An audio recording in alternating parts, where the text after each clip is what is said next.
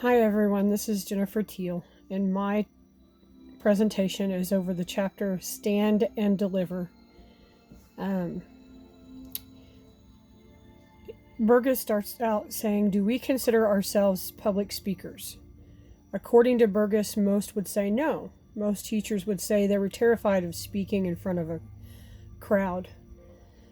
Teachers are truly full-time professional speakers, according to Burgess.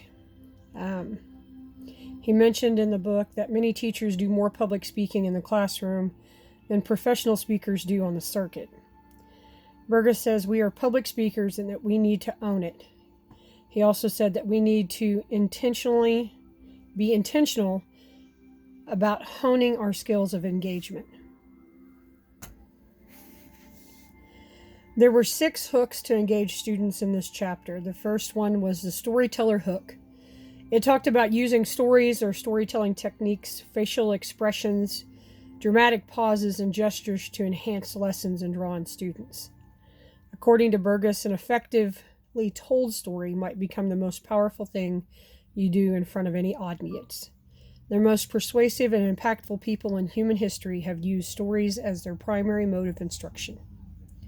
The second hook was the swimming with the sharks hook. This one talked about breaking down the barrier between teacher and class, finding ways to, as teachers, to participate in activities within the classroom with our students, and to use the whole room as our platform. According to Burgess, there is this silent contract of the classroom that the teacher instructs from the front, and students learn from rows in front of them. Breaking down this barrier increases engagement due to its novelty. Moving around the room keeps the audience from falling asleep and staying engaged, and it keeps your students from thinking, oh, well, I can do what I want. She's not going to come see what I'm doing.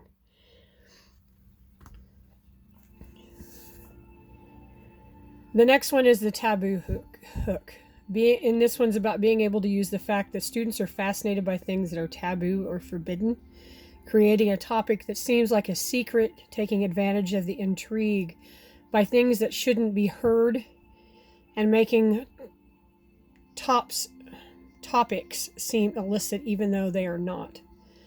According to Burgess, if you position your lesson as something that would be illicit or inappropriate but isn't, still gets the intended effect of generating interest and creating a buzz.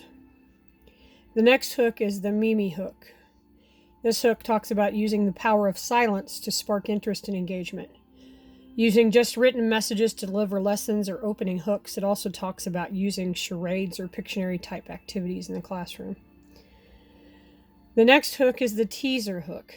This hook is about promoting the lesson ahead of time to spark interest.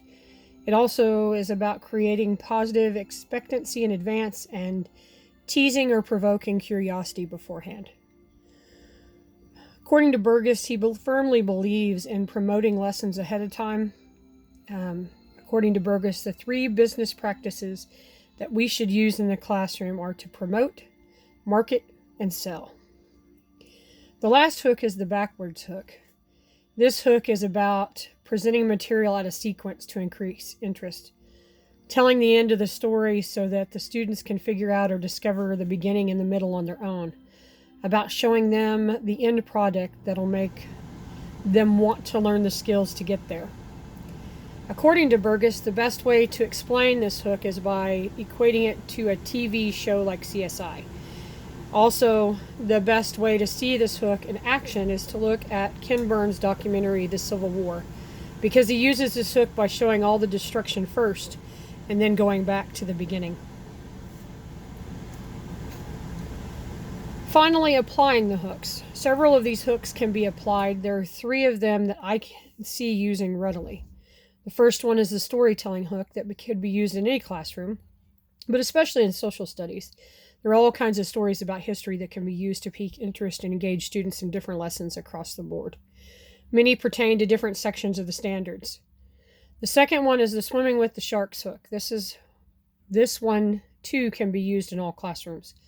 I do think it should be used the more a teacher engages students throughout the classroom, not just in front of the class. Definitely keeps them more engaged and interested. If teachers were to do activities with the students instead of just sitting back and watching the students do them also gets them engaged. And finally, the third one is the backwards hook. This one I could be used in multiple classes too, but it works great in social studies as well, beginning with the end of the story and then going back and starting at the beginning and working forward. My 2 questions.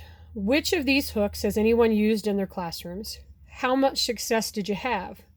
If you haven't taught yet, which of these do you see yourself using? And my second question is, do you see yourself as a public speaker? As a teacher or teacher-to-be, did public speaking cross your mind as part of the job? Thank you.